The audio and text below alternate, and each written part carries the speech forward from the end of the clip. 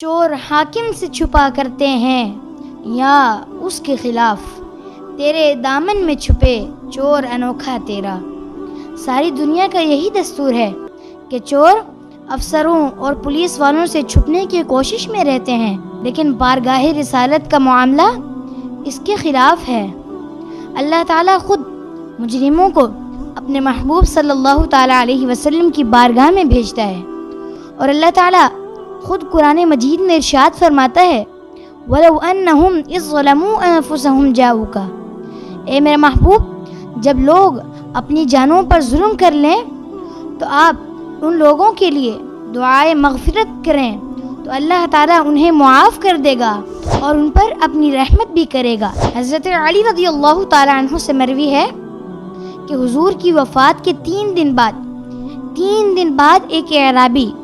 مسجد نبوی میں آیا۔ جب اس کو پتہ چلا کہ آپ صلی اللہ تعالیٰ علیہ وسلم کا وصال ہو چکا ہے تو وہ اعرابی آپ صلی اللہ تعالیٰ علیہ وسلم کی قبر انور پر گیا اور آپ صلی اللہ تعالیٰ علیہ وسلم کی قبر انور پر لیٹ کر آپ صلی اللہ تعالیٰ علیہ وسلم کے قبر انور کی مٹی